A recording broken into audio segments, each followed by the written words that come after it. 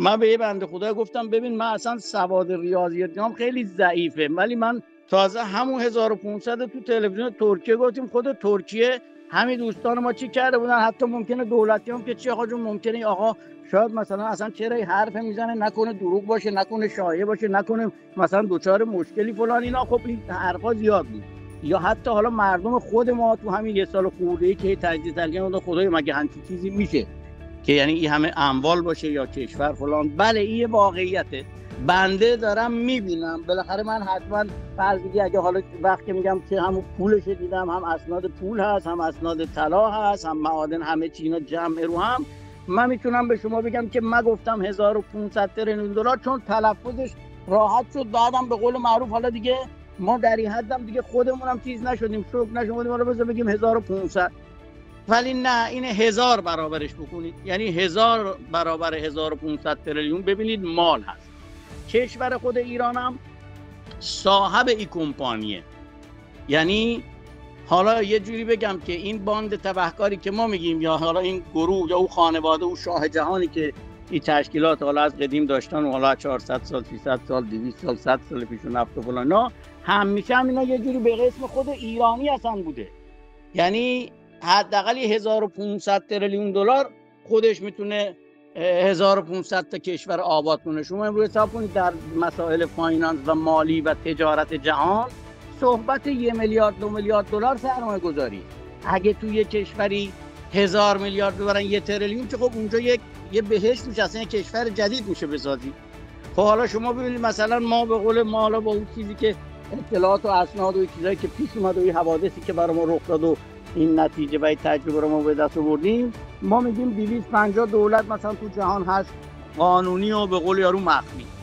خب یعنی بخوای حساب بکنی هر یه دولتی به قول معروف با 1 تریلیون دلار هم شما بخواید ببرید تو اون دولت که بسازید و سازندگی و فایننس اون همه پروژه های سنگینشونه، میشه 250 تریلیون دلار.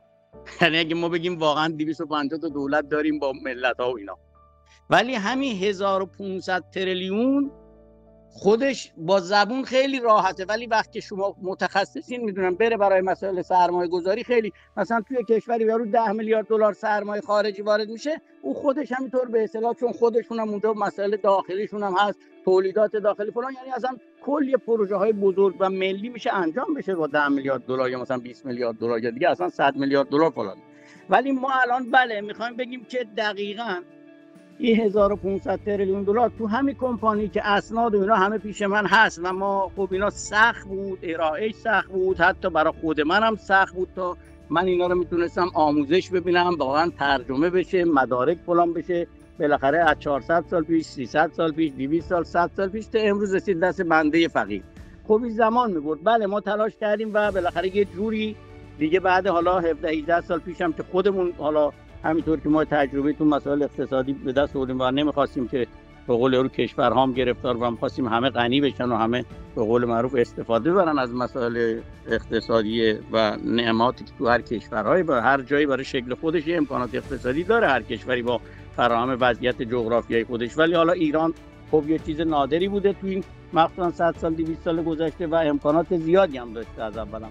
خب ما اینجا گفتیم که دوست داشتیم که خب همه به قول معروف صاحب خیر و برکت بشن. این موقع اتفاقات هم که برای ما مرحله به مرحله افتاده، ما که مثلا دیشب نیومدیم این صحبت‌ها بکنیم، ما توی 45 سال گذشته همطور پله به پله اومدیم تا مسئله سال 2008 که 13 سال پیشون گرفتاریایی که برای ما هست که ما حالا همه درش صحبت کردیم و بعد دیگه حالا مسئله اون شاه جهان و این اقتصاددانایی که یعنی جهان واقعا میچرخونن و دستشونه و حالا به هر دلیلی اسنادم طور که گفتیم حالا مقدارش دیگه چیز نیست، به قول رو دست بشر توش نیست، بالاخره حالا ماورای زمین هست، هر کس بالاخره اسناد اومده و بله ما الان پکیج رو کامل کردم، حتی خلاصه کردم که اون مسائل مالی و ثروت ها را و تبدیل حتی به 2 جلد کتاب الان کردم، جلد 1 و 2 آماده است